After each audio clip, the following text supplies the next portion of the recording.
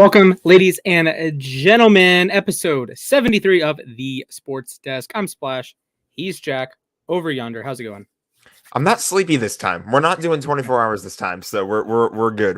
There's energy for once, you know. I guess there was energy at the beginning of the last stream too, but here we You are. should have seen me when Nick hopped on, with 4 hours left. I was just sitting here like, yeah, hey, how's it going, Nick? I saw the clip. You were just like messing around with the Rubik's Cube. I was over here trying as hard as I could to just not pass out on the spot.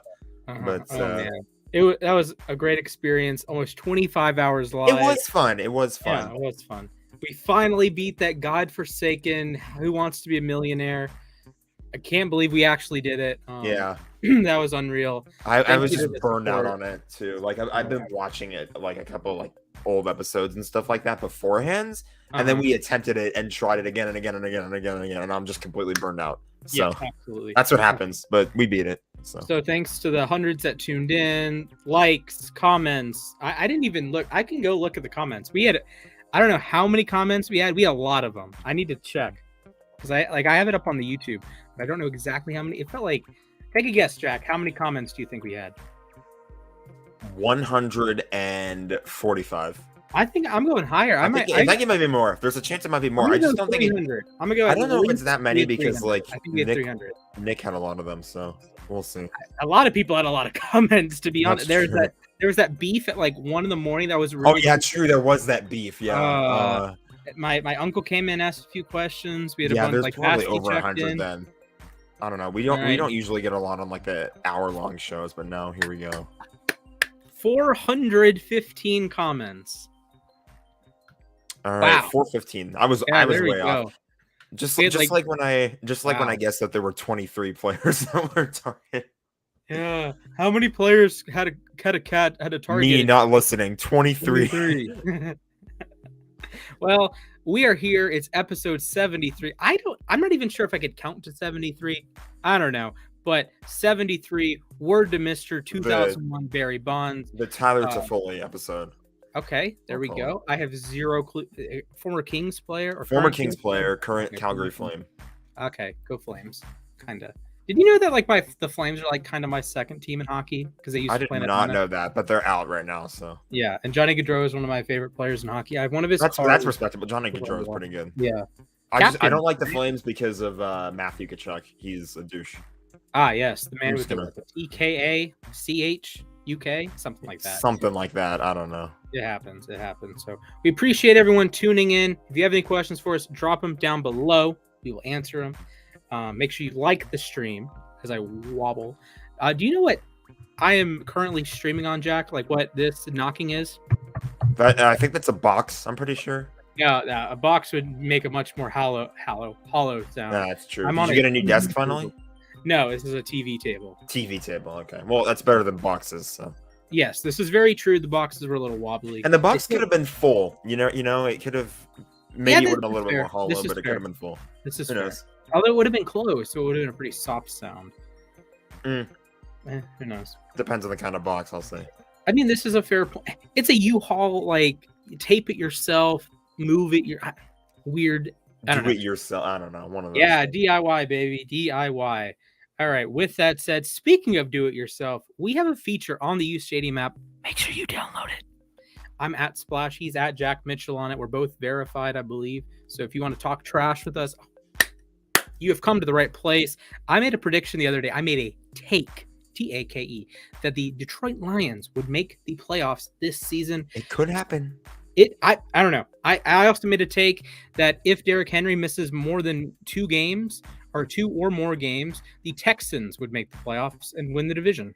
I think. Well, let me just put it this way. I made a take saying the U.S. was going to win the World Cup.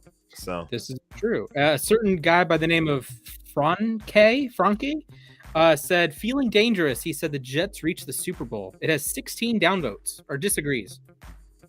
How do you feel about that one? As I get the hot take meter out. How do I feel about that? Let me just show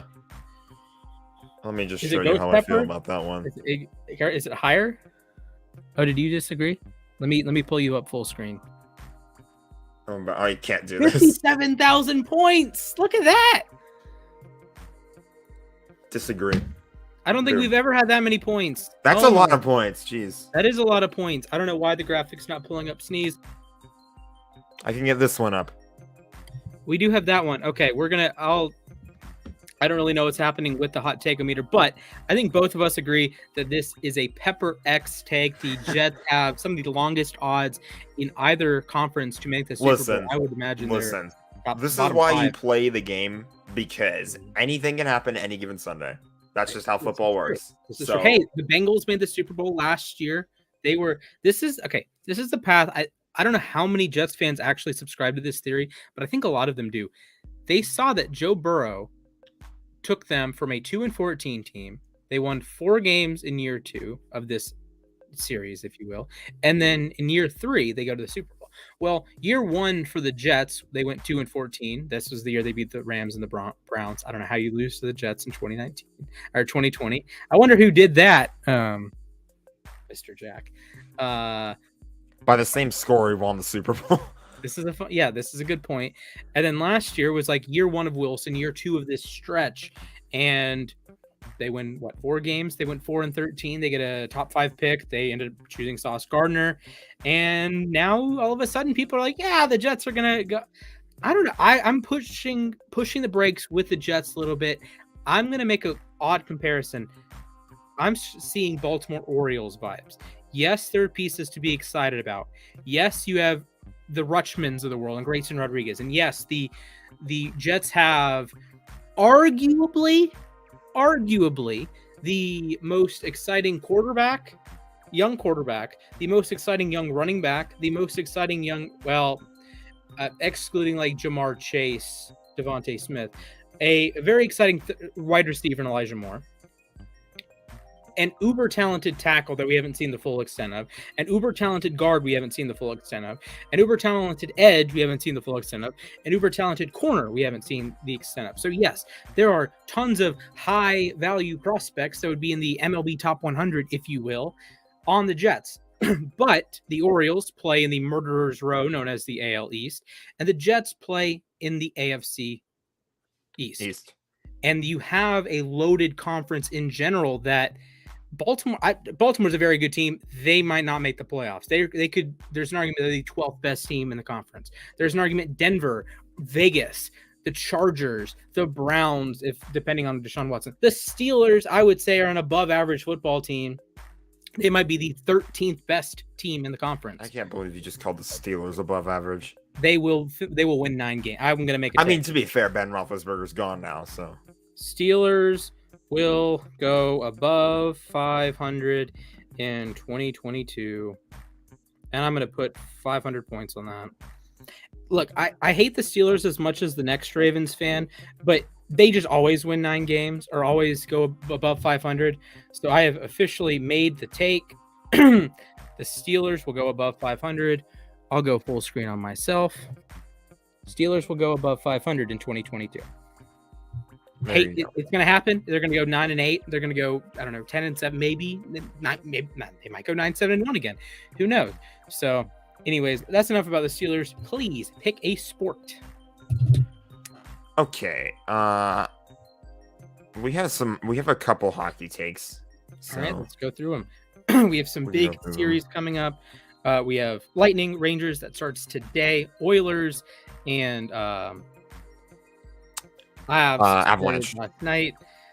Fun series. What, 8-6 or 7-5? Yeah, we'll touch on that game later. That was I need that series to go to 7 games. I need that series to make up for the disappointment we got in the Battle for Alberta. I thought the Battle for Alberta was going to go 7. It was a fun series. It was just, it's like it was underwhelming. Weird comparison here. Do you remember the 2012 NBA Finals Heat Thunder? I think so. Yeah. Yeah, I remember that. Okay. The Braves won 6-0. That's good.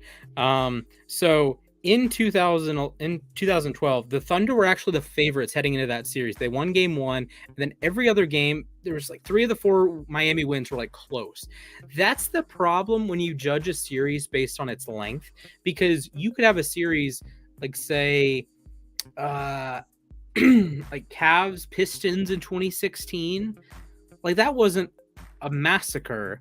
the Caps were the better team, but that's like a reasonably close 4-game series. And then you might have a 7-game series. Like think Warriors Cavs 2016 finals. There were 6 blowouts. If I remember correctly, there were 5 wins by 20 plus points. The other game was a 15-point win. And then game 7's like an iconic game. So when you measure a series based on like how long the series is, I think you can get there's a bit of an issue in my eyes with, how those are judged, because you can have a good game or a good series that is a short series, like goes 5 games. I think the Flames Oilers was a good series that, well, one call goes the Oilers' way, and instead of it being 3-2 heading into game 6, it's 4-1. Oilers are going to the Western Finals. So that's my opinion there. There's obviously plenty of 4-0s or 4-1s that are like wax, no Take contact. a look at the Avalanche Predators. Like that one was not even close. There was one game in that series that was remotely close. The other 3, the Avalanche boat raced them. But here we are. 4 teams are left in hockey. 2 teams are left in the NBA. Exciting times. And it's an exciting time to, 1, make money. 2, do it with takes. We have some special giveaways coming up. We have Madden 23 stuff coming up. Yes.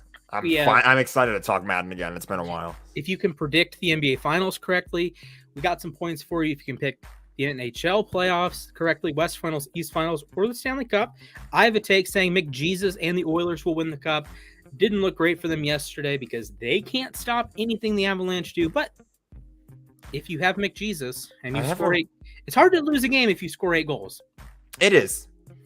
The Oilers did it in 1982 against the Kings in Game 1 during the Miracle on Manchester series. They lost Game 1 10-8. So, yeah. Man, that's a baseball score. Okay, I have a question for you before we move on. What is your favorite kind of scoring? Do you like the ones that like soccer and I think it really depends on the sport, honestly. Okay. Like football, I want high scoring. Uh-huh. But defensive battles are fun to watch every once in a while, but I do prefer high scoring games in football. Hockey, I don't know. Hockey, it really depends on the game. It can really be like you can have entertaining games either way. Like you had the Calgary Dallas game 7, like that was 2-2, and that was like boom, that one was boom, exciting. boom, boom, I think boom. my favorite, if you asked me to pick a favorite gun to my head, I would say playoff overtime in hockey. Those are easily the best kind of games because it's sudden death, just back and forth action like crazy. Absolutely. It's really fun. Agree with you there. I do think I think football gets a bit of a leg up because you can have the unique scores. You don't really have scoregami. Yeah, scoregami is technically possible in the other sports, but you just have such a limited number of potential scores, and like say every team scores 0 in hockey to start with, and then you goes 1, 2, and like that spread, you start at 0 and then you trend downwards. Like every game will feature 0 goals. Most games will feature 1. Then you go on and so on and so forth. But like football, with the way that scoring works, it's very rare that there's a 2-point game. There's been 1 4-point game in the history of the sport. There's a 10-4 game back in 1925. Then like 5 is pretty rare. 8 is pretty rare. 11 is very rare. Is it possible to score 1 point? Yes, you can. Okay, yes. Let me explain the dark arts of scoregami. If you are watching this is grand parental supervision required. If you are under the age of 75, please turn off the stream. I don't care that we would lose viewers. Please turn off the stream if you're under the age of 75. Now that only my grandmother is watching. Hi, Grams. How's it going? How to score 1 point in an NFL game. This is weird because it comes tied to an offensive touchdown, and you have to do this as the defensive team. So pretend you score a touchdown. I don't know, Cam Akers 2-yard rushing touchdown. Great. Now the Rams, for some reason, decide to go for 2. Stafford drops back. He throws an interception to, guess who? Quandre Diggs. Of course. He does that a bunch more times. He gets down to the 1. Odell Beckham, who is like magically re-signed with the Rams, punches the ball out and then recovers it in the end zone. That, my friends, is a 1-point safety on a conversion attempt. So he recovers it in his own end zone. Correct. 98 yards the other way. You can see why this is not probably going to happen ever. No, that's so weird. I need to cut that. But yeah, just think about that. Think about the audacity, the ridiculousness of that. but you would get a 6-1. I've done it a couple times in Madden.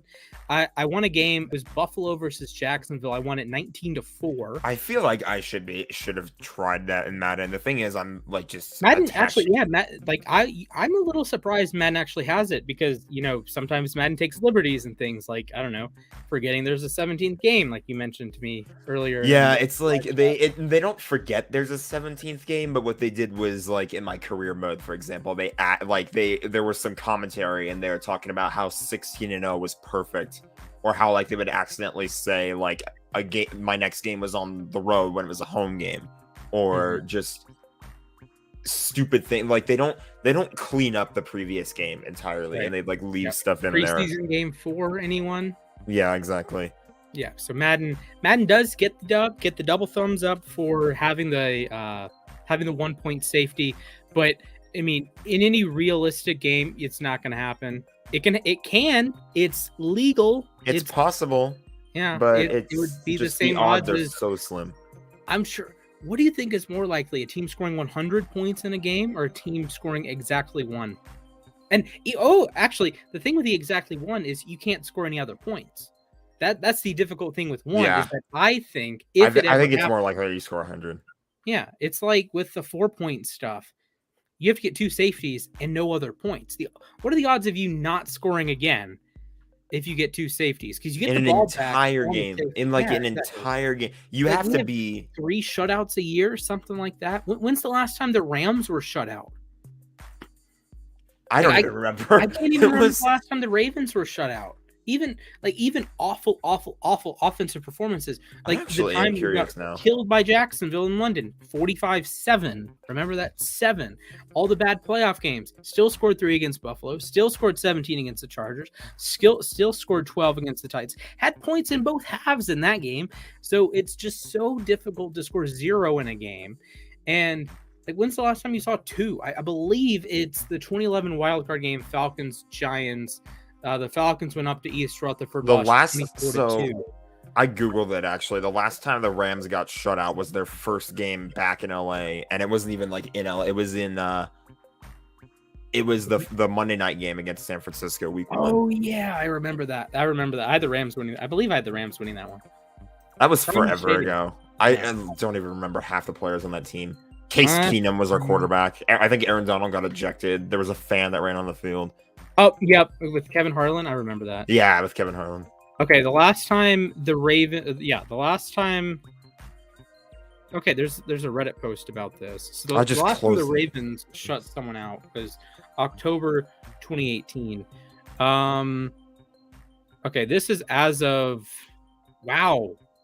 apparently the Ravens haven't been shut out since 2002. 25-0 loss to the Bucks. Yeah. That was the last time Baltimore was ever shut out. The Saints haven't been shut out since 2002, if this is to be believed. Of course, there's this list I found on Reddit is not up to date. I think we're looking at the same one. It was posted 2 years ago. Yeah, like the Bucks got shut out last year.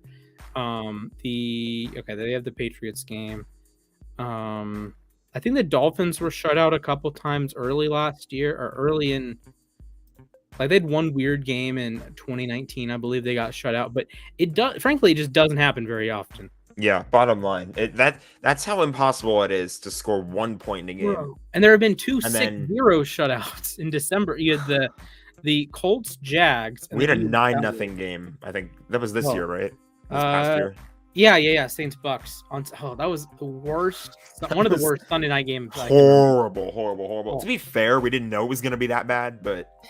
Drew Brees, he picked the Saints. Credit to him. Everyone else picked the Bucks. Drew Brees being a homer, but he was right. Knowing his team well. Hey, guess what? Even if he had picked the Bucks, the Saints would have won because everyone on the staff would have picked the wrong team. True. That's how it works. The staff it's first. That's just how it goes. Yeah, it's like the time.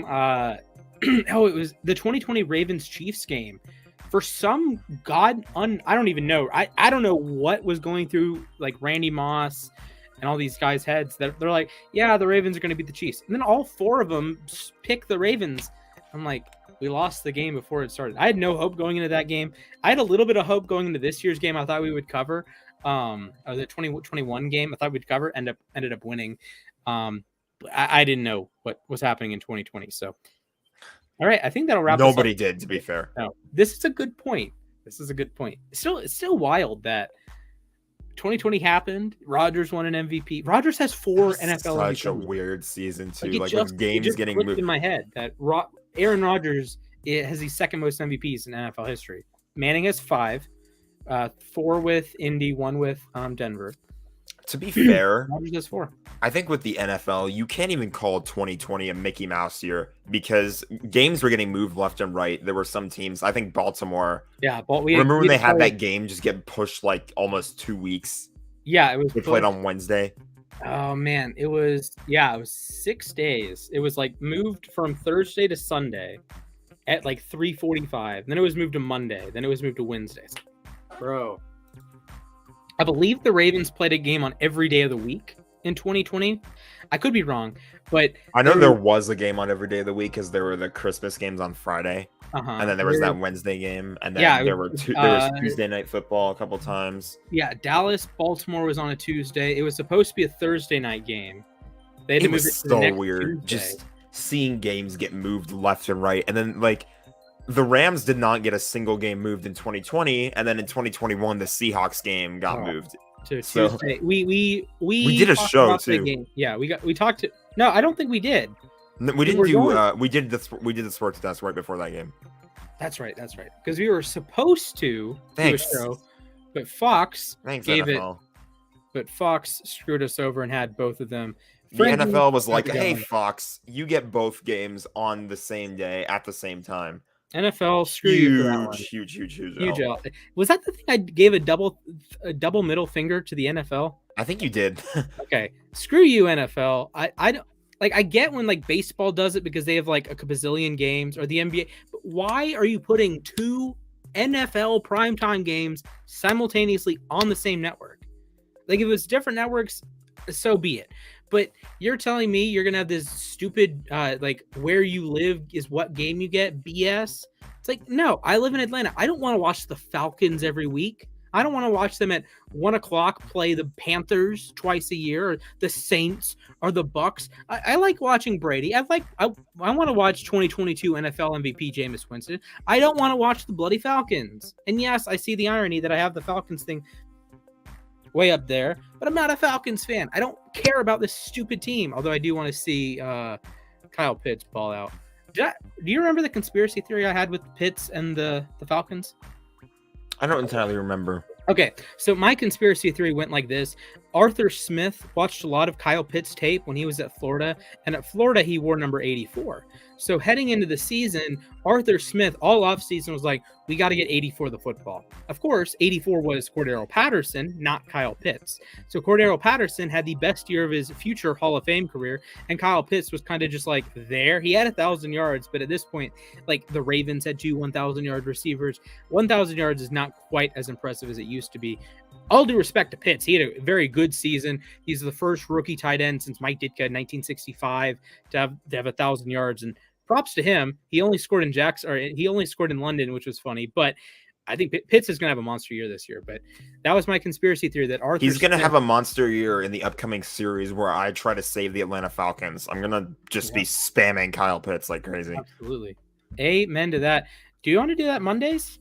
Like starting, that would be fun. I don't know how we're gonna do it. I feel like we need to get like OBS or something. No disrespect to StreamYard, but like the game was really laggy. So yeah, we can figure something out. I have never streamed games.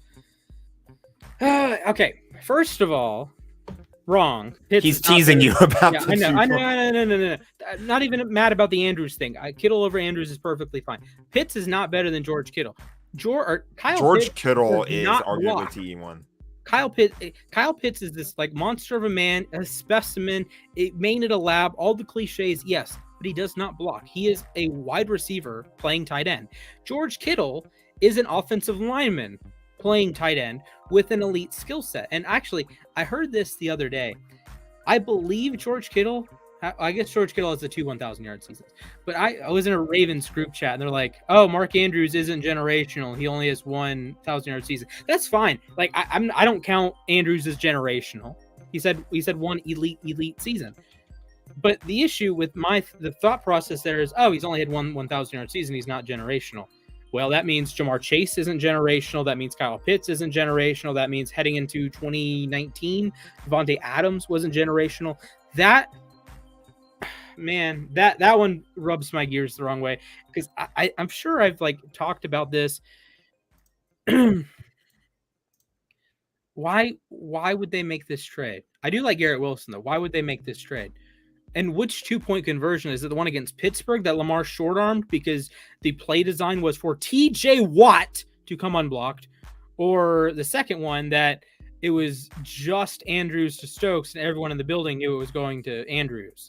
Because that one wasn't really fair. The first one, Lamar short-armed, that was just a fundamental disaster on that play. I don't know. Kittle is better than Pitts though. Yeah, in my opinion, Kittle is, you have a legitimate argument between him and Kelsey for tight end one. I don't think it's a debate. Andrews is definitely top 3, I would say. Yeah, it's a very clear thing. It's like, remember like the last couple of years has been like Waller's the clear tight end 3. Like there's no more obvious number 3. The most obvious thing about the NFL was Darren Waller is the 3rd best tight end. Well, now it's Mark Andrews, and Andrews to me has closed the gap on tight end 2. I'm not saying he is. Could have been Higbee if he played in the Super Bowl. Just saying. But I don't know. Andrews had a monster season, one of the best seasons ever by a tight end. Had a double-digit touchdown season back in 2019. I believe he tied for the league lead. Maybe Galladay slipped him by 1, but either way, Frankie's going nuts in the team chat for some reason. What did he say? I'm not trashing you, Frankie. Surprisingly. Oh no, that's someone else. Okay. Moving on.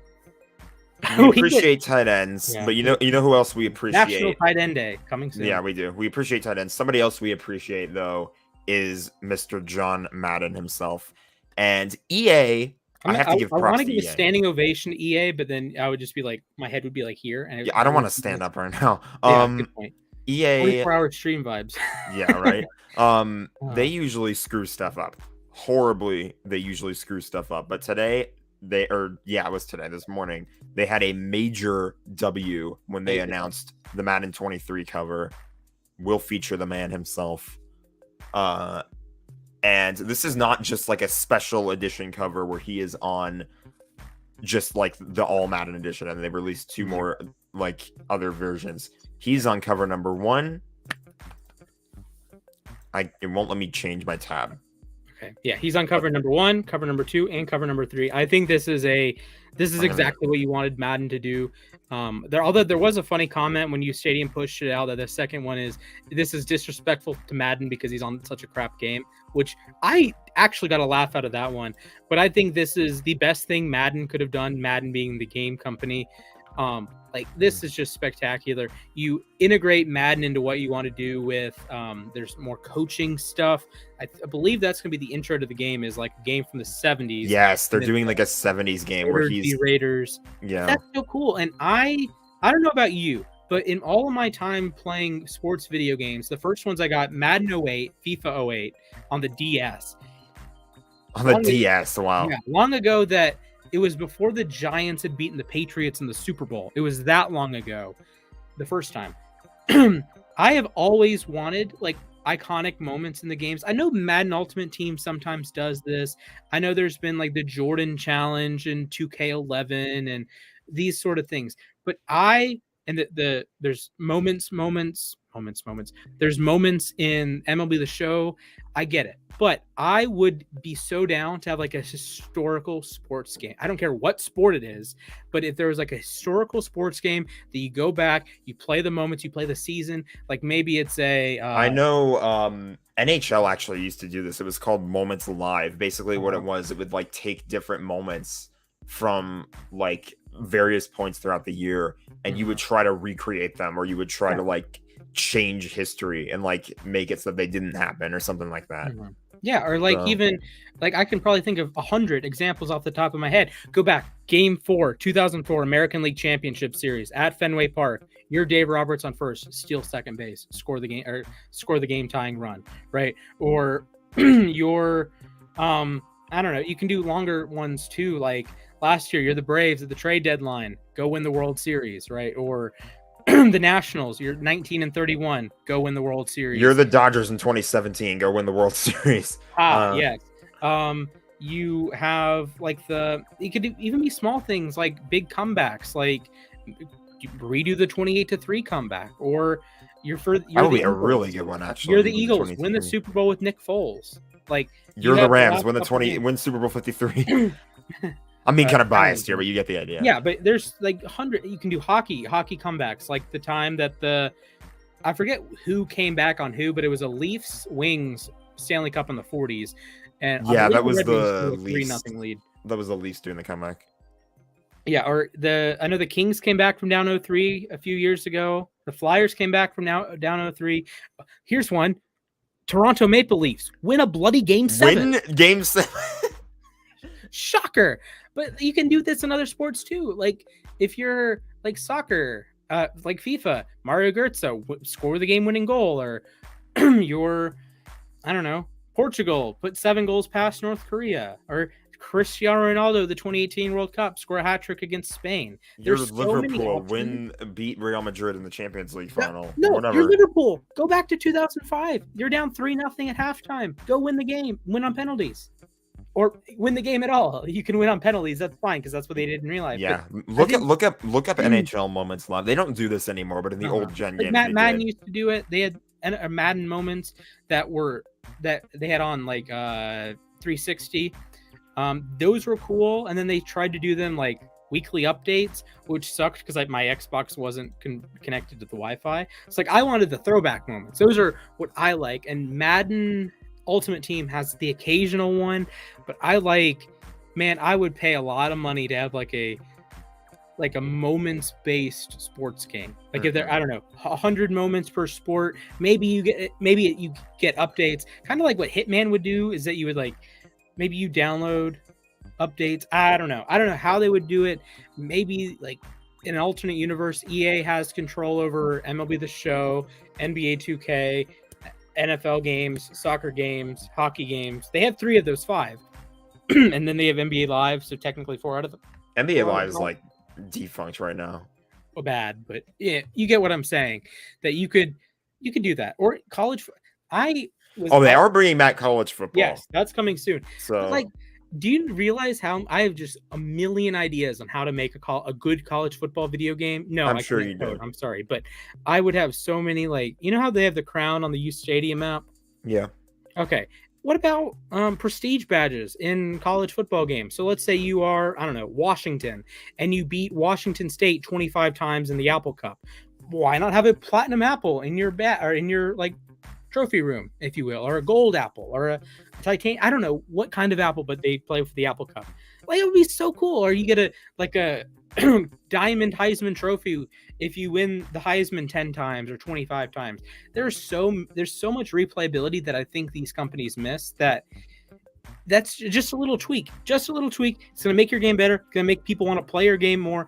And I don't know. And you get to build on it year over year. So it's not a finalized product in year one. It's something over time you build, and maybe you add that, hey, if someone wants to win the Apple Cup 150 times, okay, they get Diamond 6 badge or whatever. Like Plants vs. Zombies, also run by EA, has 313 levels and all sorts of icons for those levels. Like, why can't sports games do something fun like that? Prestige. I think COD has prestige, Modern War, whatever. All those games have prestige. You have, like, there's some sort of leveling up.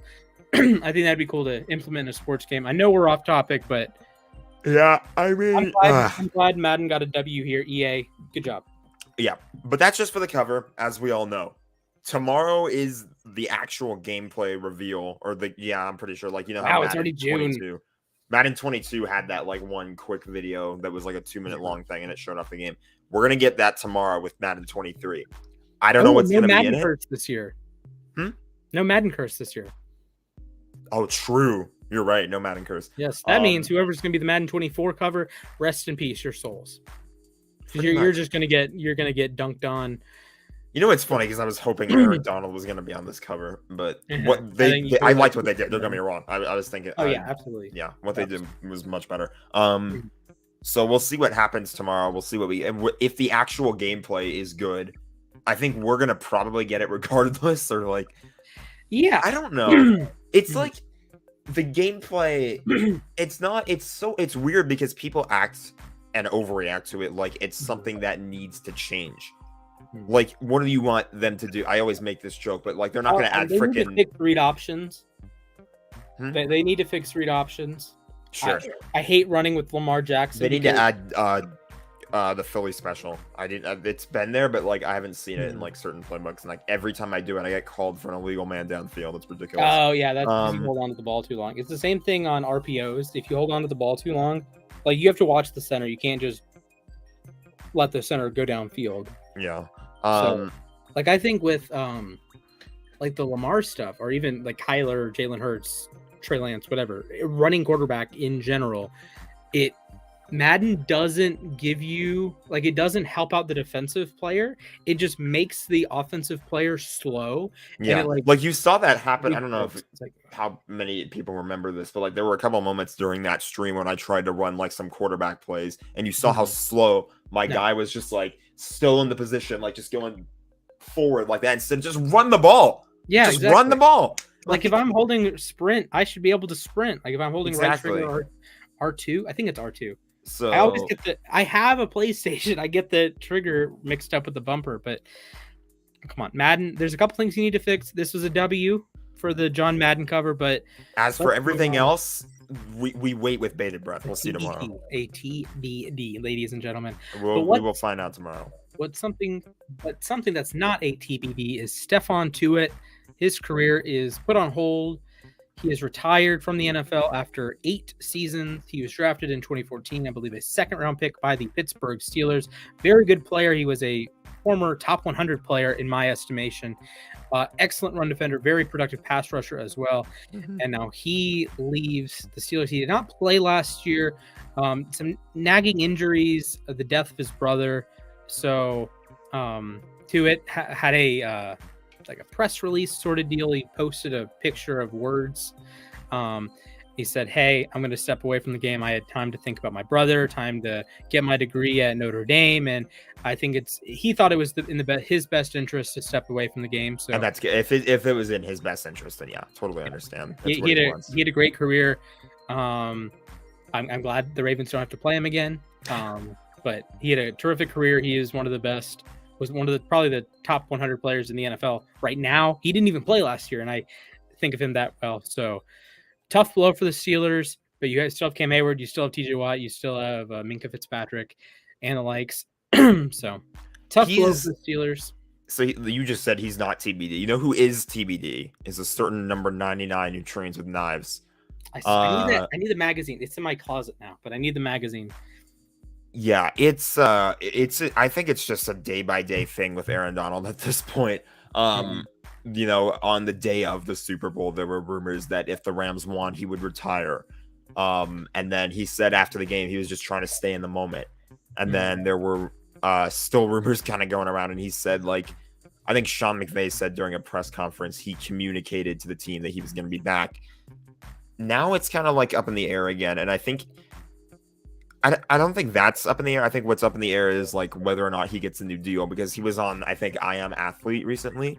Yep. And he said that his new deal was probably going to depend on whether or not he got a new contract. He said that he was at peace with what he had done in his football career, but winning a Super Bowl makes you want to win another one. Man, just for the good of football, I'm not a Rams fan. I've never claimed to be a Rams fan. Aaron Donald, I would like him to keep playing for 10 years. For sure. Like, come on.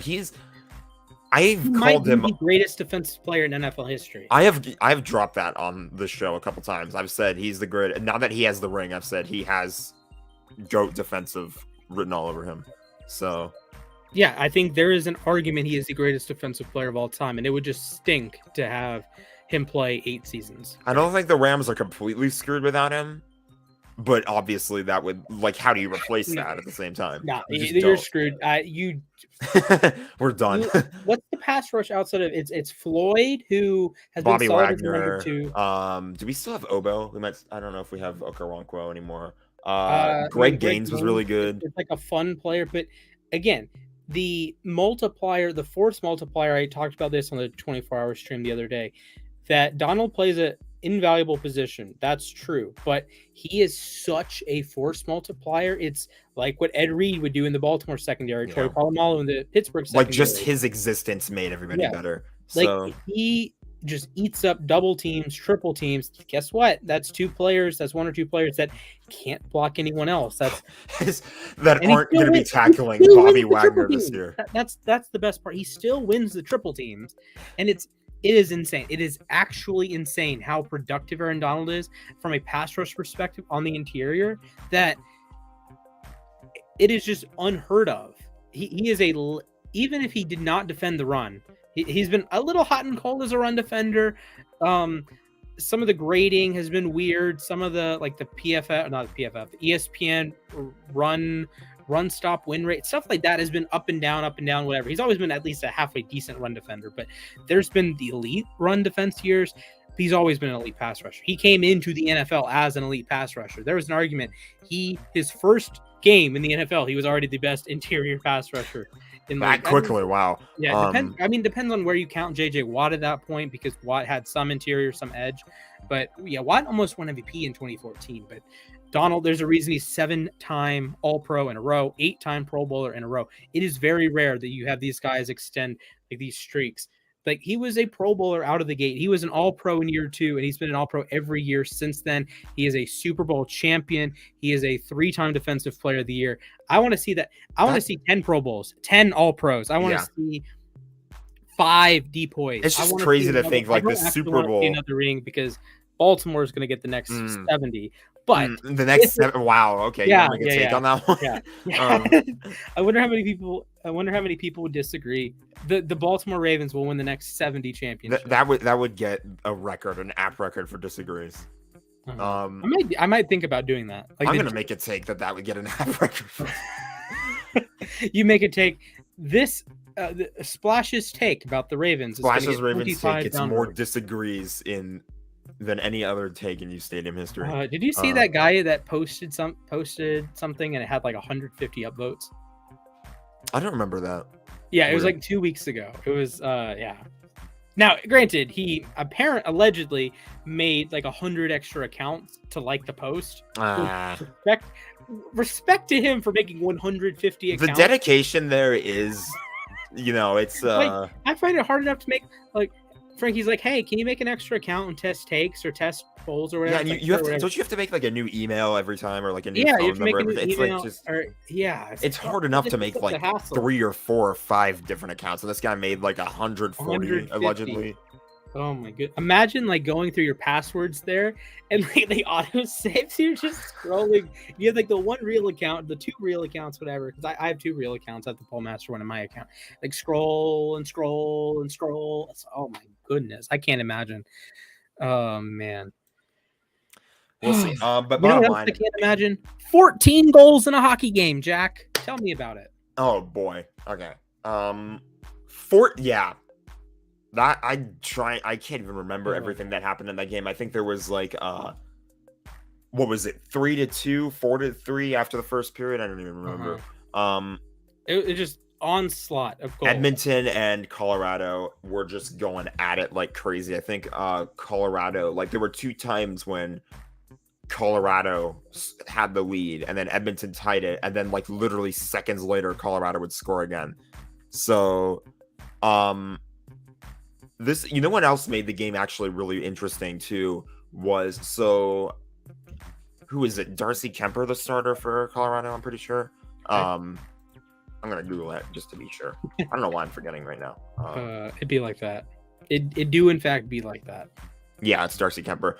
Pavel Francouz. I don't even know how you pronounce that. It's spelled Francouz.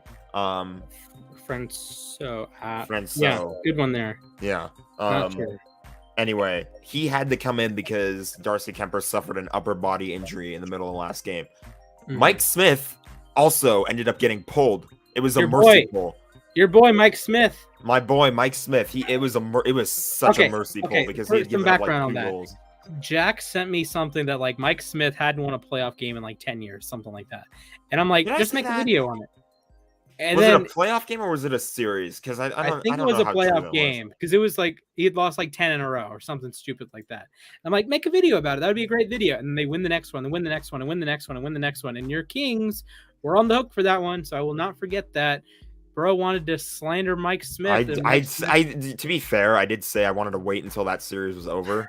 So didn't happen. I don't even know if I said I was just like saying something like really.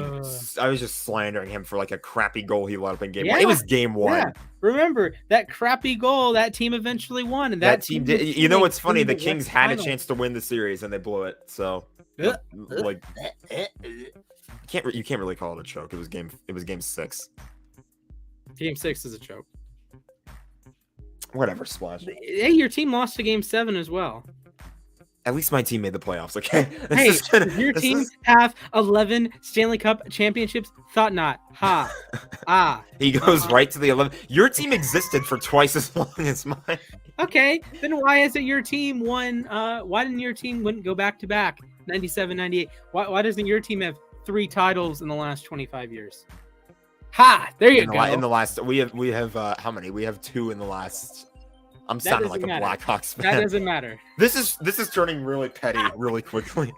The Red Wings have 4 since 1995. I'll take that. All right. Granted, I was only around. Well, I was living and breathing for 2 of them, and only watching hockey for 1 of them. So, bummer. They're actually not on my.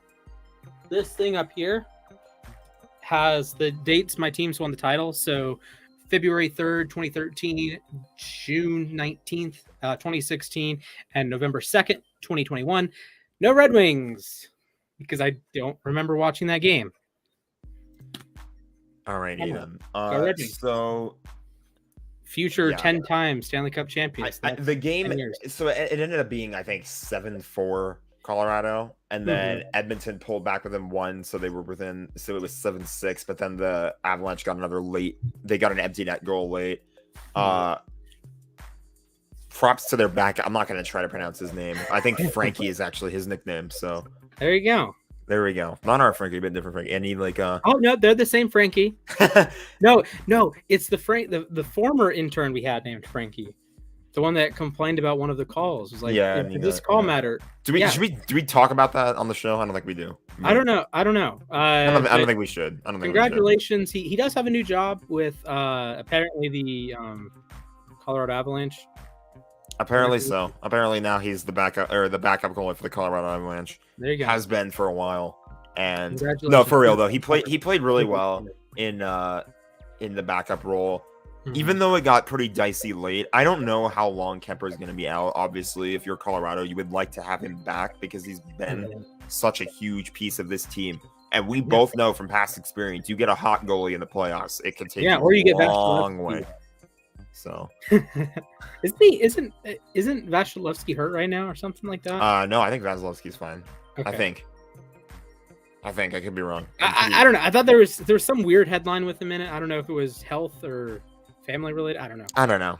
Anyway, but I'm pretty sure he's in tonight. You know what I'm excited about? What are you excited about? Well, I have home run notifications on my phone, right? Okay. Go ahead. Let me just finish this segment off really quick. So tonight's going to be game 1 of the Eastern Conference Final. You've got the Tampa Bay Lightning going for the three-peat, the New York Rangers in their way. I have a take on the uSTADIUM there will be a Stanley Cup final between the Rangers and the Avalanche. I think they're going to upset the favorites here. So I actually don't know who the favorite is in the West. Favorite is Tampa. In the West. West, it's Colorado. Colorado's big favorite. Is it Colorado? Okay. All right. They were big favorites even going into it. I don't know why I thought Edmonton was the favorite just because of their momentum, but I'm not surprised that Tampa's the favorite in the East. Hockey all year, or second to Florida, I guess. So I'm glad I do not have first round exit. Or no, they won the first round. Second round exit Florida Panthers. Yeah. Got swept and then went to the club after game 3. Nice. Yeah. At least when I go to the club, it's after the Ravens drop their nuts on the entire league and draft David Ojabo and Travis Jones on day 2. You guys had a really good time in Vegas. Yeah. That was fun. On to your home run notification so you can yell ding dong at us. Santiago Espinal, ding dong. Brendan Rodgers, ding dong. AJ Pollock, ding dong. anymore. I don't know. I'm looking. When did the Dodgers play? I didn't even check that. They play. Oh, they play Pittsburgh tonight.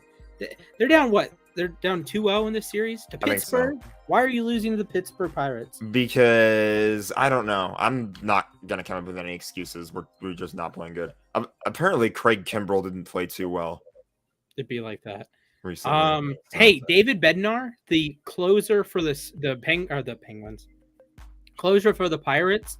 I want to talk about him. Talk about him. This Bednar guy, I have him on my fantasy team. He is a monster. He is, you know how most closers just get the 3 outs, like they only pitch the 9th? David Bednar is always, it always feels like he's coming into the 8th. He gets out of the 8th, he gets out of the 9th, and it's 5 out save, 4 out save, 6 out save, 7 out save. It's like, what is this guy doing? This is like a blast from the past. A guy in the 70s might do that. A guy now with all these pitch limits and innings limits and all this nonsense. This Bednar guy, I like him a lot. I know the Pirates stink. I know that there's some of their big prospects aren't quite as good as, like, I love Ke'Bryan Hayes. Ke'Bryan Hayes has not been as good as I thought he would be. O'Neal Cruz is still in AAA. You know what's ironic is every time I think of Ke'Bryan Hayes, I think of that moment he had in the game last year, I think. Was it last year or it was a game recently where like he hit a home run against the Dodgers, but then he missed first base and was called out? Yep. That was him. That was a bummer. That he nuked. It was so funny because like everybody thought like the Dodgers were challenging because they didn't think it was a home run, but no, they realized they had the eyes to realize that his foot didn't touch first. So baseball, it's such a wild sport. Yes, this is true. Baseball is a wild sport, but Dave Bednar, he's built different, as the cool kids say. He is built different. You know who else is built different? Who's built different? That would be Jason Tatum and the Boston Celtics. They survived a late onslaught in Game 7 in Miami, by the way. Jimmy Butler, we were on stream for that. Jimmy Butler tries to hit a pull-up 25-footer, misses. Boston rebound, couple free throws. I've yawned like twice in this stream, and I'm like, I've tried to say I was awake.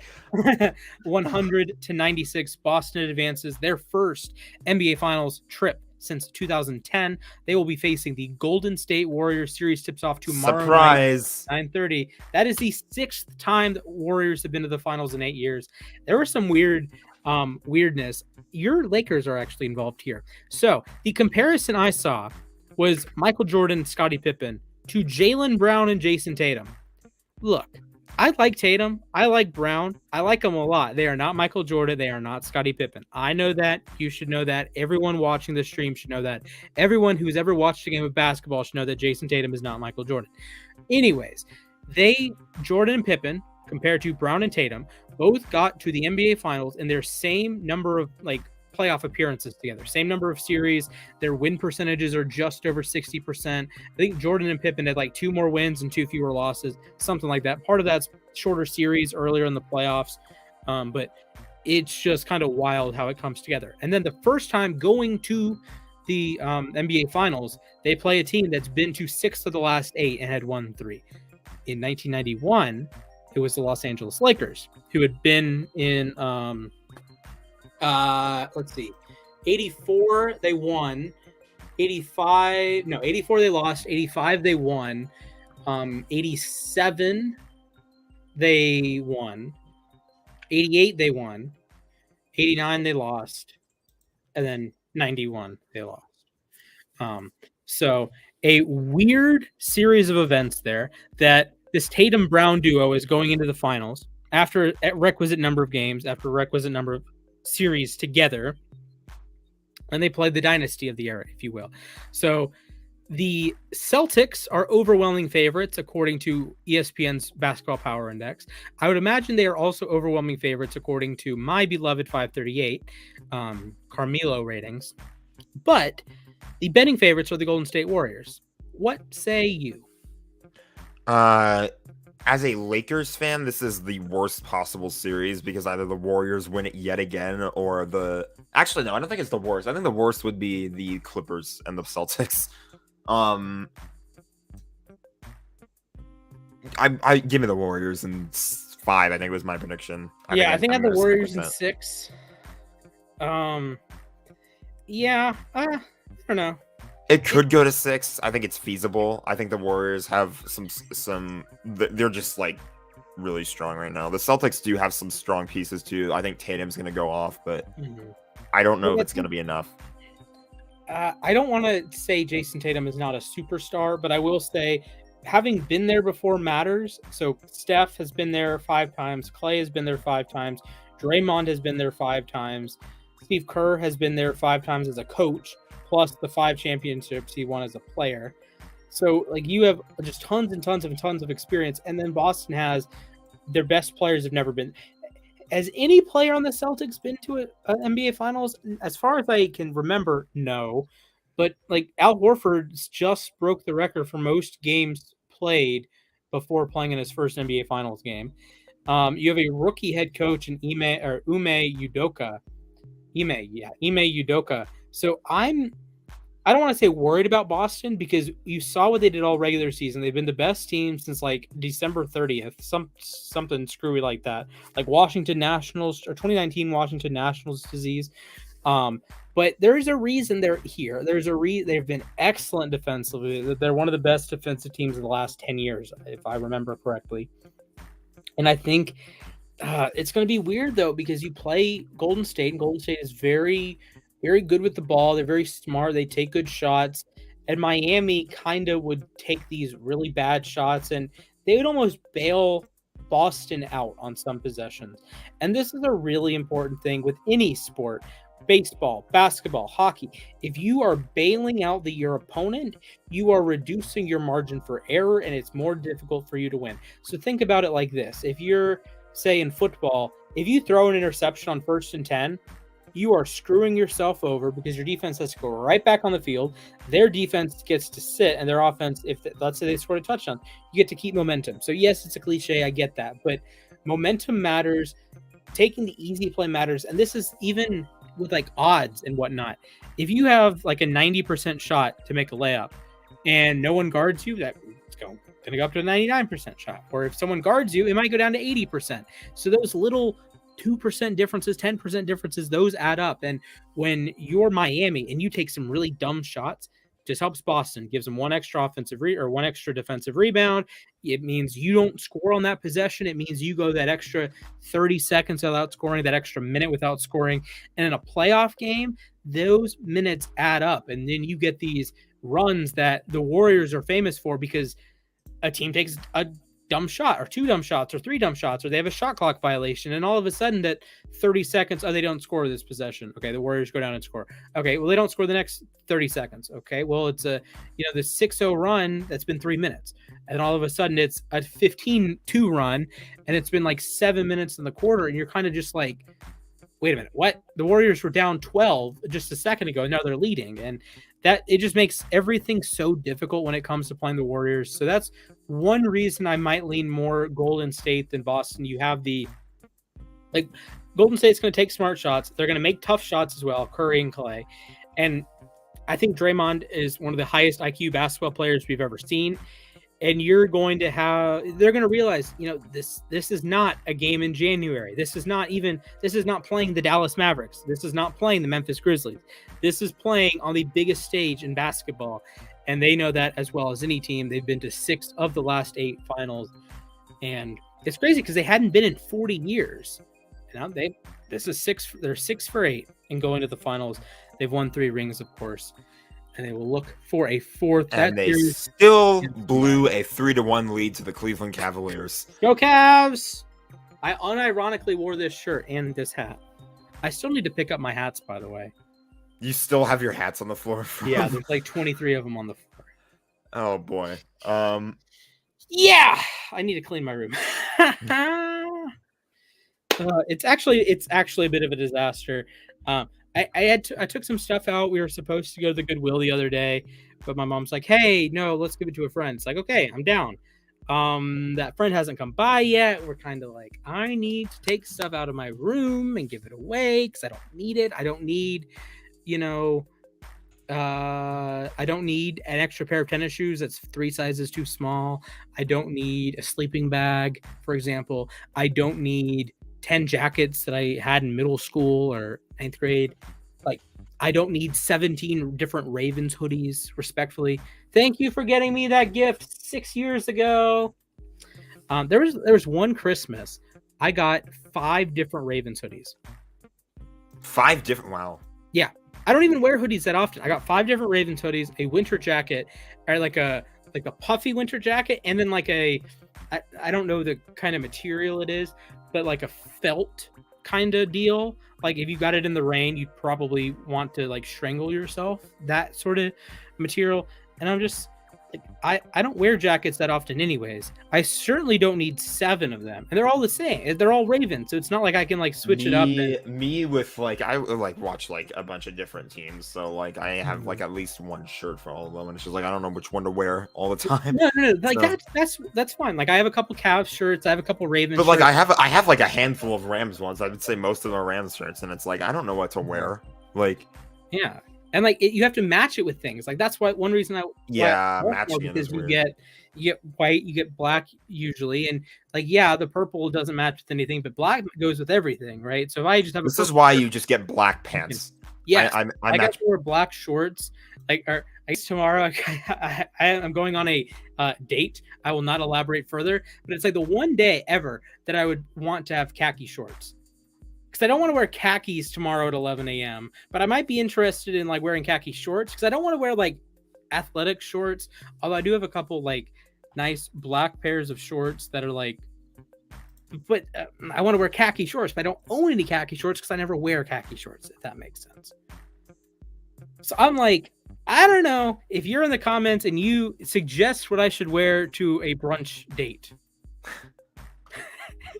I'll let the comments decide. I'll send you 2,000 uSTADIUM points if you send me. This is gonna be me. Suggestion. This is gonna be me like figuring out how much Super Bowl merch I want. All of it.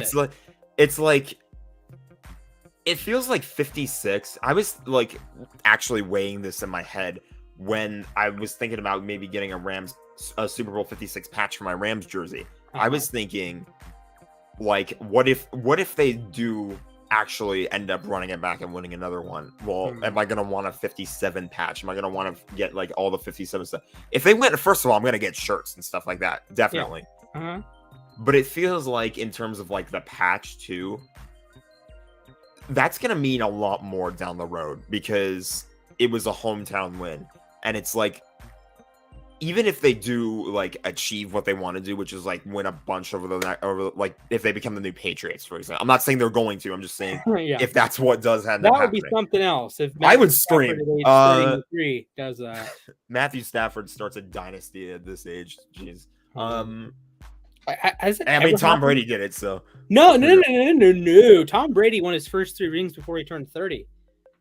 Oh yeah, well, I mean, start like a Patriot dynasty, I guess. Well, yes, but he did that like he was drafted in 2000. He was old. Bottom line, he did it his 2nd year. He did it his 4th year. He did it his 5th year. So by entering year 6, Tom Brady was 9-0 in the playoffs. Okay, all right, I can see. But bottom line, it's like if that does happen and they do win a bunch of these Super Bowls, it's like. I think 56 is still gonna mean the most though, because it's like it's like the one that like you got and you have the first one always matters. The first one, yeah. Heck, I would argue.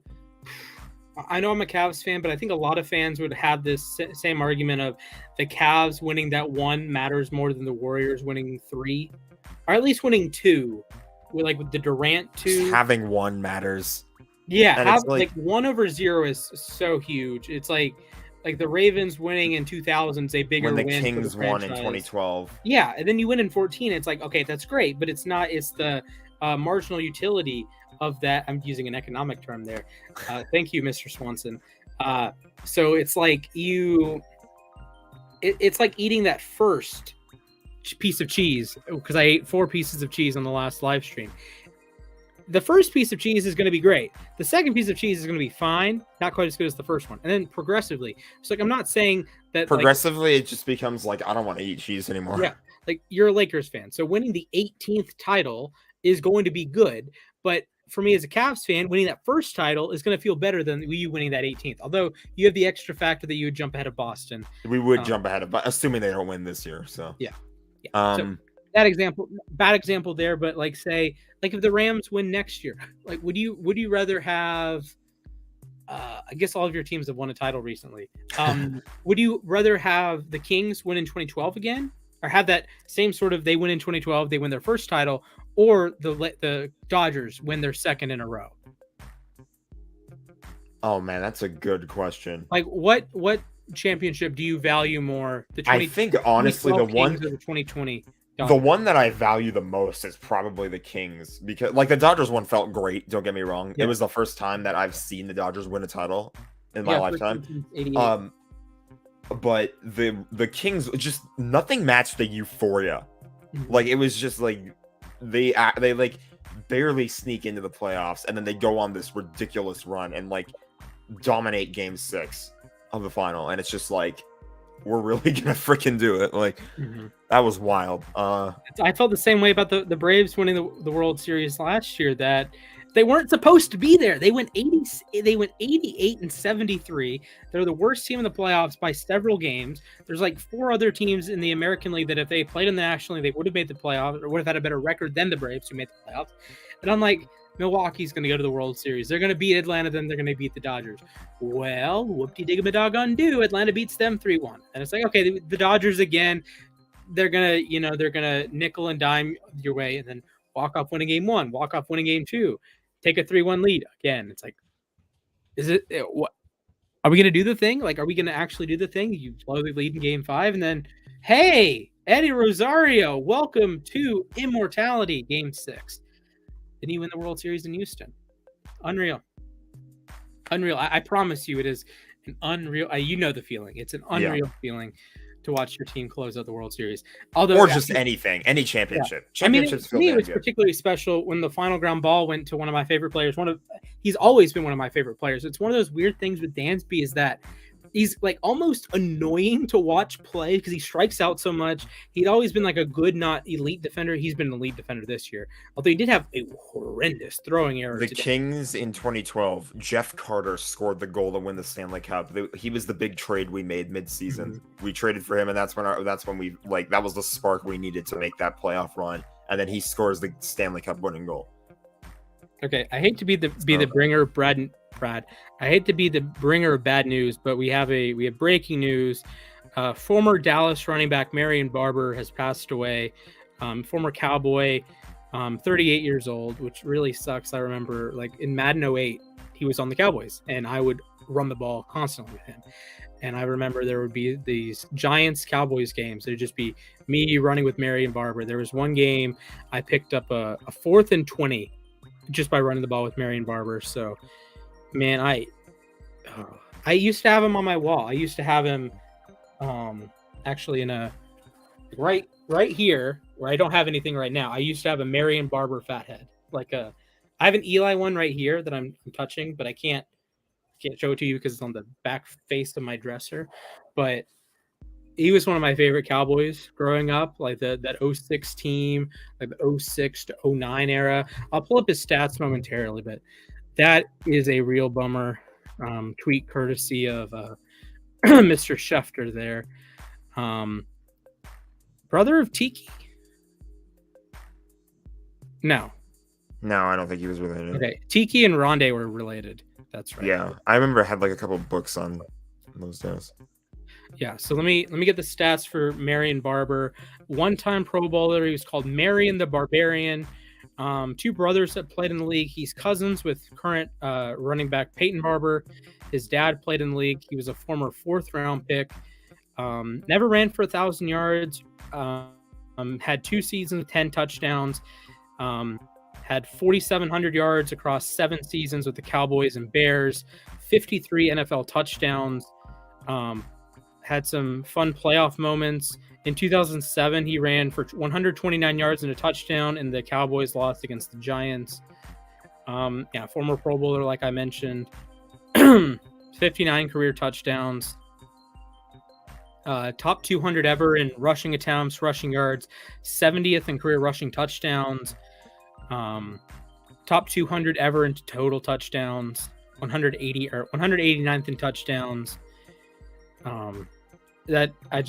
That's sad. Yeah. He had the famous run. I think it was against the Patriots that it was like 1st and 10 from his own like 20, whatever. And he got pushed so far back. He was like in his own end zone and he like worked out of it and got a gain of 2 yards. The most impressive 2-yard run in NFL history. So rest in peace to Marion Barber, one of my favorite players growing up. I had the fat head. I still have the Eli one and the Steve Smith one. I had to move them. So I don't remember what happened to the Marion Barber one. Maybe it ripped. I have the Larry Fitzgerald one as well. So rest in peace, King. Mm-hmm. Okay. Let's move to some lighter news. The U.S. men's national team. They play tonight, right? Morocco? They are in the middle of a game right now, I think, actually. I think it's a friendly against Morocco. Mm-hmm. They are actually about to know who their first opponent will be in Qatar on the World Cup this year. It's the UEFA Path A to the 2022 FIFA World Cup is what this thing says. So yep, Ukraine and Wales. So I don't know. What's your read on that game? Because I feel like this is I think it's leaning very heavy Ukraine. They had the really great win today. They won. I'm just going to put it this way. I want Ukraine to win for obvious reasons. Yeah. This game. I think that's fair. For very obvious reasons. I don't necessarily want them to defeat Team USA, but I want them to get in the World Cup. Yeah, and I think was it on uSTADIUM? It was either on uSTADIUM or Twitter that someone posted, and it was after they had gone up 2-0 tonight or earlier today. It was like a picture of either one of the players or one of the coaches, and it's just like the Ukraine needs something to take their minds off of global events, if you will. So. And it won't take their minds off of it completely. Like you look at what happened during the U.S. in 1980 in like the Miracle on Ice, stuff like that. Yeah, it's just I don't even want to say a distraction. It's just it's something to bring value and know that there is hope and something you can root for and something you can be happy about. And I think that's what something great about sports is that you bring large groups of people together and something like this can unify a community. Even something as simple as like USA England, the US isn't going through like global turmoil, but that is going to be one of the biggest matches, might be the single biggest match in the history of men's soccer in the United States because of what it's going to mean. The day after Thanksgiving, you're playing England at the World Cup. No football is on that day. Like no American football is on that day. Everyone with a TV is going to have that game on, and it's going to be like a unifying thing. So that's one reason why I love sports. It brings people together like I've never seen. Yeah, it brings communities together. It brings people that you wouldn't necessarily think would belong together, but they come together, right? You have a shared passion. It's so awesome. I love those moments when like I'm just at a Kings game and they score and I'm just like high-fiving a bunch of strangers. Like it's so awesome. At the Braves game, even though the Braves lost the other day, when the Phillies took out Aaron Nola in the 9th, and there were tens of thousands of fans around that had the camera, like the flashlight on, and they're all doing the chop. It's like chills, like goosebumps, hair sticking up on the back of your neck. I remember like Kings guys, I'm going back to the Kings again. I remember the broadcasters were talking about how like when they were lifting the cup for the first time in 2012, everybody was cheering, but nobody was clapping because they were all holding their phones. Like it was crazy. Oh man. That was at home, right? Yeah, it was at home. Okay. Because the Braves won it in Houston, and of course the Super Bowl, other than like the Bucs and Rams, has never been won at home. The Cavs were at Oracle. I have not had a team win in their home city since I believe 2008. I believe the Red Wings won. No, I guess the Red Wings. Tampa won at home this last year, right? No. My teams. Oh, your teams. I'm trying to think. Yeah. In general. Like obviously the Rams won at home, the Bucs won at home. I was talking the Lightning. I thought you were just talking in general. I thought the Lightning. They won in the bubble year. They won at home, I think, last year. Okay. And then they won in the bubble in 2020, and then 2021. Who did they play last? I don't have any recollection. Montreal. In the cup final. In the cup final last year. What?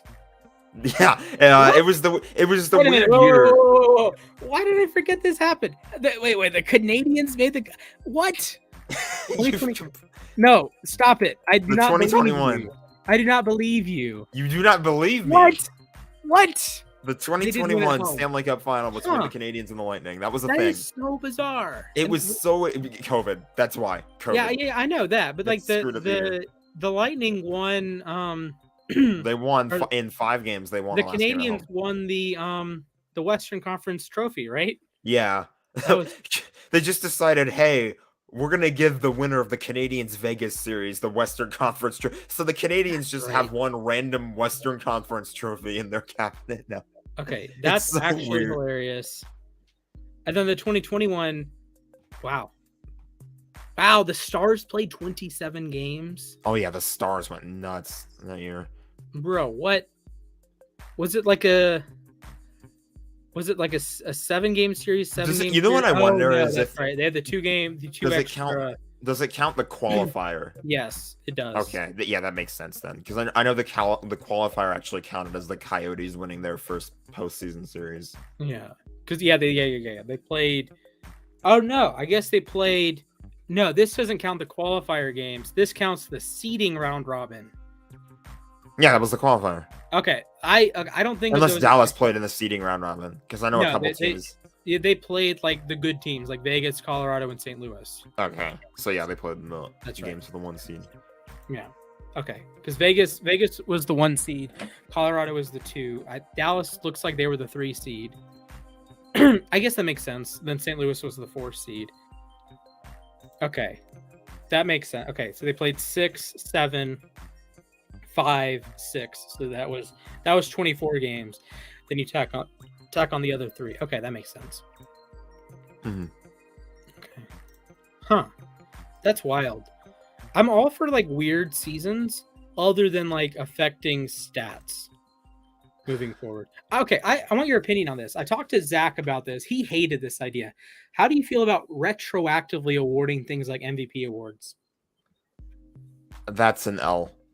Really? I don't think that you should like. Okay. Well, so, actually, let me think about it. Let me give you an example. Let me think about it for a second. So, give me an example. You know the Magic Johnson Western Conference Finals MVP? Yeah. And the Larry Bird Eastern Conference Finals MVP. Mm-hmm. Those have never been a thing before this year. I told Zach, hey, they should retroactively give them out for the last 50 years. So everyone's on equal playing field. So like LeBron would have won 10 of them, right? Or Michael Jordan would have won 6 of them. Or Kobe would have won You a couple. really Shaq have to. would have won a couple. I get it now. You would really have to like dig into that series though. I agree. Like I agree. So it would be a lot of work. I agree. I would be down to do the work. I just want to know how valid. That would be good content, honestly. Like just retroactively work. That would be good like content. I've tried to write articles like retroactively giving out gold gloves, but who cares about gold gloves, right? You know what? I'm thinking if you are, let's say Mookie Betts, but if you're the Mookie Betts of the 19 teens instead of the 2010s, you're not going to get the same recognition that Mookie Betts is now because Mookie Betts gets all these gold gloves and he deserves all of the gold gloves. I'm not trying to say he doesn't. He deserves all these gold gloves, or Arenado deserves all of the gold gloves. But like, I'm going to use Joe Gordon. He was on the 1930s, 1940s Yankees. He was 1940 American League MVP for the Yankees.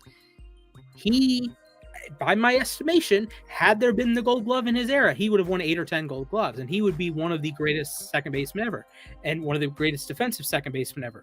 But he didn't have those accolades. And I want to say he's in the Hall of Fame because, Yankees, but yeah, Joe Gordon. Joe Gordon. Yeah, okay, Joe Gordon is in the Hall of Fame, but it took him 60 years to make the Hall of Fame. He did not get inducted until 2009. He was I thought he was an excellent player, one of the best defensive players of all time, but no one cared. He was just like, 1942 AL MVP. Sorry, not 1940. But like, I don't know. I think things like gold gloves, which weren't around before the 1950s, silver sluggers, which weren't around until 1980, championship series MVPs, like now with the Western Conference, Eastern Conference Finals MVPs, I think that would be something like when we get off of this, maybe we can talk to David. I don't know if you're in the NBA chat. Maybe we can talk to David. I don't think Hey, I am. what if we went back and we retroactively gave out these series MVPs? And yes, there would be a lot of easy ones. Kawhi Leonard in 2020 or 2019, for example, all of the LeBron ones. I get that. There would be some that we could have a discussion on, and maybe we get like a team of 3 of us and we vote on, who do we think had the biggest impact. I think that would make for some worthwhile content. Okay. Heck, that could be a video series. I'm honestly willing to give it a try. What if we did like AFC title game MVP? You could do it for the NFL too. Like Awards or you know how the baseball has separate AL and NL MVPs? What if you did AFC MVP, NFC MVP? Mm-hmm. I don't know. I think there's a lot of content that I don't want to say are missing, but I think we can have a fun conversation of, hey, if you go back, who would win like the NFC title game MVP? Would it be Aaron Donald? Would it be Stafford? Would it be Greg Gaines? It'd be Cup, in my opinion. Would it be, you go back in 2018, would it be Zerline? Would it be Goff? Would it be not Cup? Cup didn't play. Who would it be in 2018? Would it be Donald? I'm actually like seriously thinking about that now. Who would that be in 2018? Let me pull up at least the stats for it. I think it would be Goff. As much as I hate to say, I think it would be Goff because Goff did play good in 2018. Cup was hurt in 2018. Mm-hmm. Yeah, I think you could honestly give it to Jared Goff. Okay, Goff was 25 for 40, 297 yards, touchdown, pick. Gurley had a touchdown. Cooks had you're looking at the 2019 or 2018-19. Yes. In just the championship game? Yeah, just the championship game. Yeah, I would give it to Goff. I'd probably give it to Goff. I don't think there was one big wide receiver or like pass catcher that really like Cooks had over 100 yards. Josh Reynolds had 90 total yards. See, this might be one that you have to go back and watch it. You could honestly argue that Zerline deserves it. A 48-yard field goal at the end of regulation, a 57-yard field goal in overtime. He scored the last 9 points for the Rams. I don't know. Argument there. He also made a field goal in the second quarter. And now, if he missed a kick, then obviously that's not great. Yeah, he made all 4 of his field goals, made 2 extra points. He made that critical 58-yarder. I don't know. Maybe you go Zerline here. You could honestly make a case for Zerline. You can make a really good case for Zerline. I don't want to pull up the PFF grades for this because I think those matter, but for right now, John Johnson had a pick. John doing the celebration. Nickel Roby Coleman. Oh my goodness! Imagine the backlash. Boy. No. Imagine the backlash if he got. If he won that. Saints fans would just. They would be in my house punching me in the face or whatever, something like that. Sue had a sack and a half. Corey Littleton had 12 tackles. Actually, DeBario Davis, he had an interception, 14 tackles, tackle for loss. AJ Klein had 2 tackles for loss. Aaron Donald had 2 TFLs, 3 quarterback hits. Austin. Ed Buchanan had a forced fumble. Yeah, let's go, Austin. How's it going, buddy? Okay, Austin, your opinion. Who would win the 2018 NFC MVP, like NFC title game MVP? Who would win the Rams Saints game? Who wins the MVP? I would go Zerline. I think you can make a case for Zerline. I think both of us would go with Cup. I think both of us would go with Cup for this last year. For this year, yeah, Cup, undeniably. Although you could probably make a case for Donald too, but I would go Cup. I mean, you can always make a case. I would honestly say Donald should have been Super Bowl MVP. I'm not complaining about Cup winning it. Oh, that's tough. I think it's Cup. I'm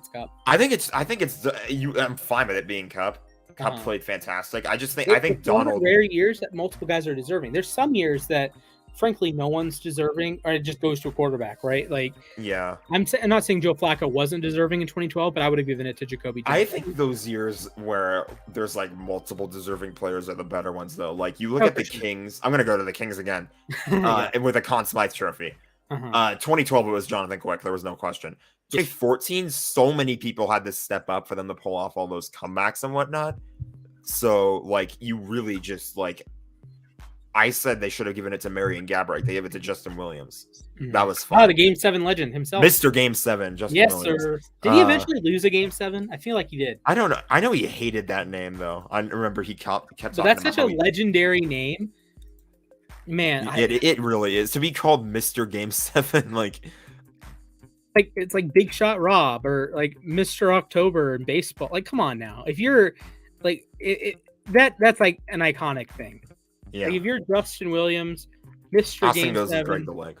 That's fair. Ooh, okay. Completely yeah, fair. Okay. So we win. My side wins 2-1. Yeah. Justin Williams, 3-time Cup winner. Carolina in 06. The Kings twice, 12 and 14. Wow, and he was 1 year away from winning with Washington in 2017. Yeah. It's so weird that the Washington Nationals and Washington Capitals won rings within like 16 months of each other. We have a goal in the U.S. game. Brendan Aronson scored. Pulisic with the assist. Okay, so 1-0 USMT. That's good. Is Morocco going to the World Cup? I actually don't know. Are they playing Morocco? Yes, they're playing Morocco today. Yeah, they're in the World Cup. They're in Group F. They're with Croatia, Belgium, and Canada. Hello. Ooh, Canada, yeah. You have two teams that went to the final or the semifinals of the last World Cup, and then you have Canada, who hasn't been since '86. Okay, look, Canada's probably not going to get out of their group. That is a fun group because Morocco has some exciting talent. They, of course, were at the last World Cup in the same group with, I believe, Iran, Spain, and Portugal. Canada, you have Alphonso Davies. You have a very exciting Canadian. Caring about the World Cup again is very fun. I'm just going to say that right now. Have you seen what Riyad's been doing? He sent, I don't know if he sent it to you. He sent it to Henry and I. I don't think I got it. Okay, he sent it to Henry and I. We're gonna check that. But oh man, if you are a fan of the World Cup and you like follow us on socials and stuff, Riyad does an unbelievable job with. I know with the Instagram, I follow the Instagram. I don't know if he does the Twitter, but he's gonna start doing some great stuff for the YouTube as well. So happy. And I would like to think we're gonna do some F1 stuff soon. So yeah, well, I know nothing about F1. I can help out with soccer. Can't really do much with F1. Cars turn laps and go fast. Yes. Yeah. I have played Forza. I've played a lot of hours of Forza. I have maxed out several car affinity levels. But I'm not an F1 guy. Respectfully. Right, I did not watch Monaco Sunday morning. You tried to, remember, but then I mentioned the rain delay, and then it was just like, well, now I might as well just wait for the stream to start because literally right when the race ended is when we started. So yeah, for sure, absolutely. Yeah. So who knows? If you're excited for soccer content, make sure you drop a like. If you don't like soccer content, still drop a like because we're still going to be doing the football stuff, basketball stuff, baseball stuff. I'm posting the baseball highlights every single day. I think we could bring back Stanley Cup final reactions in terms of hockey. That could be a thing. Keep my eyes peeled. I'd like to. What do you think would do better for those? Having the live watch party for the game, or just the immediate reaction?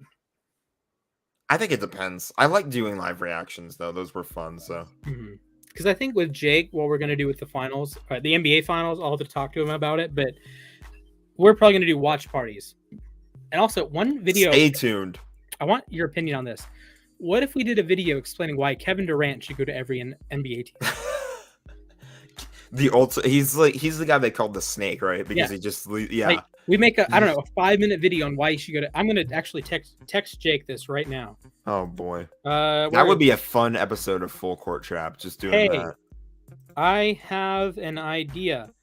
One of our shows this summer can be why KD should go to each NBA team.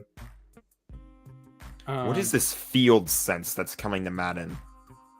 Field sense? I don't know what that is, but now I'm interested to check that out. I'm also intrigued. Okay, here we go. We have a question from the Bolt God. I wonder what fan he's a team of. Apparently both Bolt teams, I'm guessing. Yeah. Okay. Will the Tampa Bay Lightning three-peat? I hope not, but it looks like they might. If they win this series, they repeat. I think Colorado is going to Colorado themselves at some point.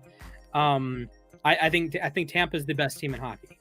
If they get into the final, they're three-peating. I don't care whether they play Colorado or Edmonton, they're three-peating if they make it. I think they beat the Rangers in 6, and they beat the I'm going to say Oilers in 6.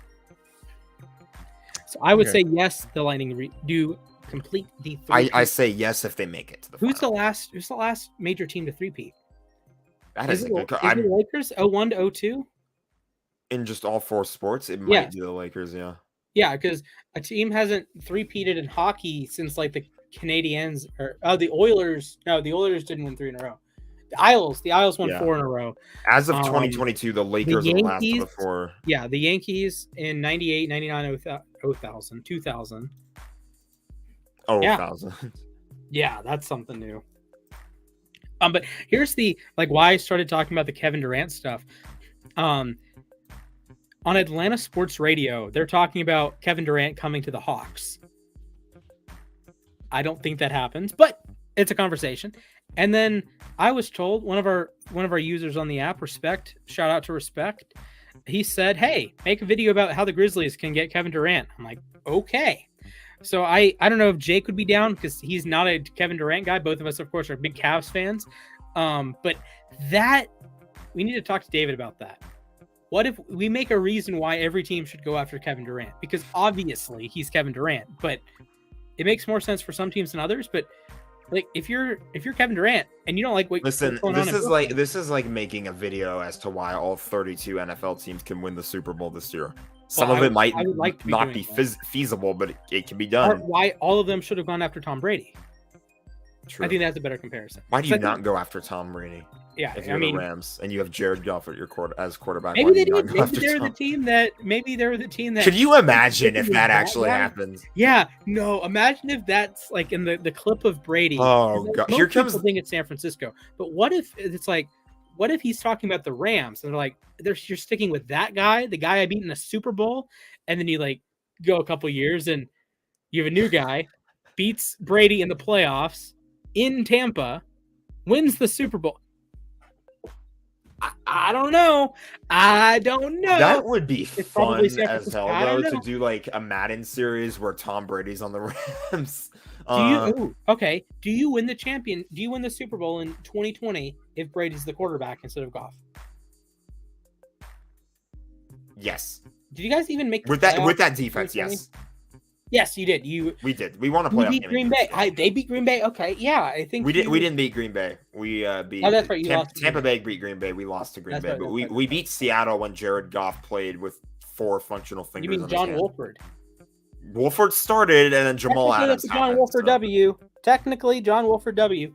John Wolford got a W the week before in week 17. So that also means that Tyrod Taylor has a better record with the Browns. Okay, I will address your comment momentarily. That means Tyrod Taylor has a better record with the Browns than Baker Mayfield. How many more times are we going to sit through these streams and have Freddie sell splash so the Ravens should fire Harbaugh? Okay, listen. How many more times? I understand your reasoning here, and I don't think it's out of the realm of possibility that you have this conversation if the Ravens miss the playoffs. But I don't think it's a fair conversation to have right now. You look at last year, and yes, there are excuses. I will be totally honest with you. There are excuses. But if you are Eric DeCosta and you're looking at this team and you're like, you know what's the problem? Last year, it was Harbaugh. It wasn't all the injuries. It wasn't not having your number 1 or number 2 or number 3 running backs. It wasn't having your number 1 or number 2 or number 3 corners. It wasn't having your left tackle 1 that you just paid a bunch of money and was all pro. The Falcons are bringing back the red helmets? Yes! Oh my god.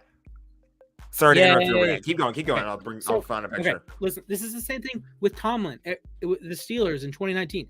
If you were Kevin Colbert or the Rooney family and you said, we didn't have Ben Roethlisberger for 14 games this season, but you know who the issue is? Mike Tomlin. They fired him. Do you realize how quickly the over-under number of hours Tomlin would have been available was 2?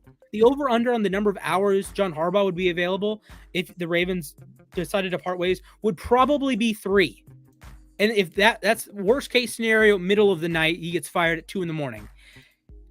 Every team, I'm not going to say every team, 25 NFL teams would definitely fire their current guy to get John Harbaugh. They would do the same thing with Tomlin. They would probably do the same thing. They would think, maybe they would think about it with Belichick. Imagine if McVay got fired. If you miss if Kyle Shanahan gets this is a legitimate conversation we were having before 2020 or 2021. If the Niners stunk again, they missed the playoffs, Shanahan gets fired. Shanahan's getting another job. He is landing on his feet. He is getting probably a better job than San Francisco. And San Francisco's a pretty doggone good job himself.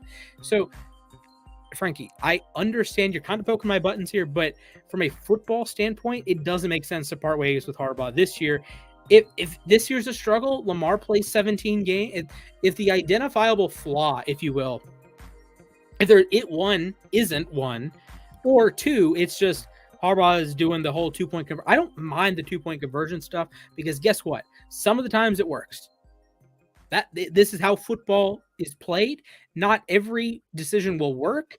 There have been games. Every head coach is stupid because they decide to go for 2 and it doesn't work. Or a 4th down with Brandon Staley.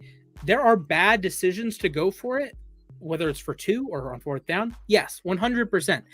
But mathematically speaking, making good decisions is a good idea. It would be like saying, Jack, I know your team always trades your first-round picks for good reason, but your reason wasn't we can't hit on the first-round picks, so let's trade them. Your reason was we are going to have better chances of getting really good players by trading them and hoping other teams try for the first-round pick nonsense. We want them to try to draft Jalen Ramsey. We're going to have Jalen Ramsey. We want the Jacks to try to draft Jalen Ramsey. They failed, right? We want the Lions to try to draft Matt Stafford. They have currently not succeeded at that. We want the Patriots to try to draft Brandon Cooks, who clearly they cannot draft. They cannot. No, clearly not. Yeah, so there's a give and take with everything. So yes, they failed 2 weeks in a row, 2 out of 3 weeks, something like that with the 2-point conversion stuff. I get it. There's an alternate universe. They win both of those games, and you're talking about a 10-7 Ravens team that's in the playoffs with Lamar Jackson coming back. And that's a team I don't want to face because Lamar is unbelievable in December and early January. I just hope Lamar can stay healthy. Absolutely, man. I know people don't like him for a variety of reasons. I don't understand why. He is one of the most exciting players I've ever seen. I've watched football since week 7 of 2006. Like the first game I watched was at R-Word's Colts game. And Lamar is on the very short list of you have to drop what you're doing and watch the game. It's as simple as you drop what you're doing to watch Michael Vick play. You drop what you're doing to watch Brady or Peyton play. You drop what you're doing to watch like Calvin Johnson play. And you drop what you're doing to watch Lamar Jackson play. I don't think any sensible football fan can say there are 10 more exciting players the last 20 years than Lamar Jackson. Not saying better quarterbacks, not saying better passers, but in terms of pure excitement to the game, I don't know how people don't like in terms of pure excitement, I can agree with that. Lamar is like one of the few players I think about nowadays where it's like at any second, this guy can just take off running with the football and just he can make it too. Like no matter where he's at the field, he could probably go to the house. Yeah, he also has a pretty good arm, and it's like there's so much excitement. Like I understand there's things not to like about him. You can, he doesn't play well in the playoffs. So if you're a stickler for good playoff play, okay, I get it. But if it's a Monday night game, the Colts game, how many quarterbacks are making that comeback down 22-3? How many? How many are doing it the way Lamar Jackson did? How many are doing the way Lamar Jackson does it? None. How many quarterbacks can do that? In the history of the sport, Michael Vick, I think Vick, maybe, yeah. Randall Cunningham, argument, sure. Lamar is a special player, and I'm not saying he's the best quarterback in the NFL or top 5 quarterback in the NFL. Heck, I'm not even sure he's top 10 quarterback. Some weeks you'd genuinely better off playing 10 on 11, particularly when we play the Steelers, which sucks. But regardless, so much of what Lamar does is just awe-inspiring. Okay. Not every player is like awe-inspiring to watch, but Lamar Jackson genuinely looks like you know how it's like some college players, like when Derrick Henry went back to Alabama, he's like bigger and stronger than everyone there. Lamar turns NFL athletes into bad athletes. He just does. He turns good athletes who killed it at the combine into like Orlando Brown. He gives people their welcome to the league Falele. moments, pretty much. Yeah, welcome to your NFL, Bengals Bengals linebackers. Welcome to the NFL, Leighton Vander Esch, even though you're in the 3rd season of your career. I don't know. Lamar does unbelievable things, and I am excited to watch him play. All right. Let's wrap it up really quickly with this guy right here. The Falcons' red helmets are back. I think I just orgasmed. Yeah. I think what they're going to do is wear them with the black throwbacks. So the black throwback uniform is going to be the same. Based on their Twitter banner right now, it's going to be the same black throwback uniform, but with the red helmet now. Yes. That's a W. That is a W. Big dub. Dub. I love what teams are doing with this. Yes. Colossal dub. Thank you, Atlanta Falcons. 3rd helmet rule. Or that alternate helmet shell rule. Like, you can have different helmet colors now. Here's a take. The Falcons will have more helmets than wins this season. How many helmets do they have right now? I have no idea. Oh my goodness. Actually, that's a legitimate take. What if a team wears more different jerseys than they have wins? More different uniform combinations, I think, is a more feasible take. Because I know the Rams had like 5 different ones. So the Chargers have a bunch. Like I just don't know how many jerseys they would wear. I mean, I am higher on the Falcons than most for the first time ever, but I don't know. That could be a viable take. Could be. Angels Yankees was postponed. Oh, that's why Frankie's in the chat. Okay, that makes sense. Yeah. I'm seeing from people on Twitter that like the game actually they made Yankees fans apparently sit there waiting for the weather to come because they were like afraid it was gonna rain, and then while it was raining, that's when they postponed it to tomorrow. It'd be like that. That's an L, I think, in my opinion. Yeah, it happens. If you're gonna wait for hours for rain that's not happening, just play the game. Yeah. Just get the game in. If it goes at least start it. Yeah, start it. I know it's kind of a bigger mess to like have to worry about like what's the rule with MLB games? 5 innings. 5 innings, okay. Yeah. Because I know like for example, I know this is a completely different sport, but NASCAR, they try to go to halfway first before the race can be called official. Mm-hmm. Or like F1, the limit's 2 hours. Like they did, like we saw in Monaco last Sunday. Sorry about that, Frankie. I know your Ferraris did not do too hot on the pit stop strategy. But like they have the rule where once the race starts, it's either they go to the lap count or they go to 2 hours, whichever hits first. So interesting. I need to learn how to solve my 5x5. All right. I think we're going to give you time to do that because I think we are just out of time. I'm going to go watch what this field scan, is that what it's called? Field sense to Madden 23. I'm going to check that out. And I'm going to go reply to people on Snapchat. So thank you guys. And probably use Tinder. I did get a Tinder like yesterday. Nice. He did not reply to me. My go-to is like pickup line or a bad joke, and I just question mark, and doesn't usually work. So it is what it is. Yeah, it happens. It happens. All right, ladies and gentlemen, thank you guys for watching. Make sure you like the stream, subscribe to the channel, ring a ding ding, that Le'Veon bell, that notification bell, and make sure you tap it again so you get all of our notifications. Right?